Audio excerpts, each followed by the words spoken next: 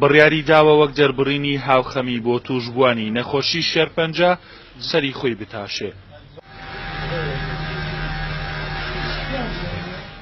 ئەو ڕاکشانشی لەسەر تەختەی نەخۆشخانە بۆ هەستکردنە بە ئازاری ئەوانەی کە تووشی نەخۆشی شێرپەنجە بوون و ساڵانێکە لەسەر جێگە ماونەتەوە.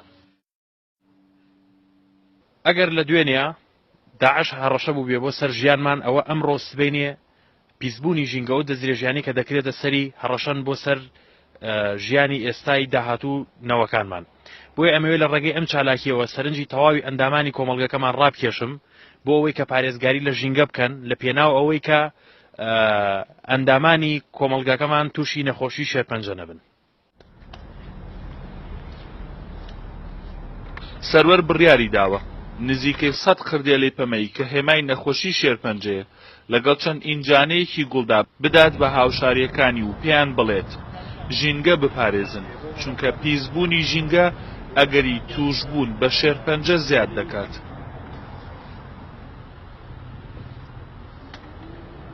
ویشێکی جوانە کردەوە مامۆستا، هیوادارم حکوومەتیش ئاوەڕ بداتەوە لەوانەی کە تووشی نەخۆشی شێرپەنجە بوون. تا ئێمە کە ڕێزداری سروشتی وڵاتەکەمان بگرین ڕێز ژینگەکەمان بگرین ئەوە کارەکە کەمترە بێتەوە. بەپێی ئامارەکانی وەزارەتی تەندروستی لە ساڵی 2016دا زیاتر لە 4000 حاڵەتی توشبوون بە نەخۆشی شێرپەنجە لە هەرێمی کوردستان تۆمار کراون. لە 12 ساڵی ڕابردووشدا ئامارەکان گەیشتونەتە 30,000 حاڵەت. بەرپرسانی تەندروستیش دەڵێن ڕێژەی توشبوونی شێرپەنجە لە هەرێمی کوردستان لە خوار ستانداردی جیهانیەوەیە. ڕێکخراوەکانی ژینگە لە قەزای دەربەندیخان دووکەڵی ئۆتۆمبیلەکان بە شێوەیەکی گشتی و ئۆتۆمبیلە بارهەڵگرەکان بە شێوەیەکی تایبەتی بە هۆکاری پیسبوونی ژینگە دەزانن. لە ماوەی 5 ساڵی ڕابردووشدا لەم قەزایە 156 هاونیشتمانی تووشی نەخۆشی شێرپەنجە بوون.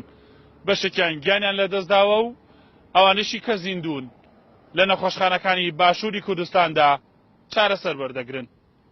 هەڵۆ محەممەد ڕووداو، قەزای دەربەندیخان.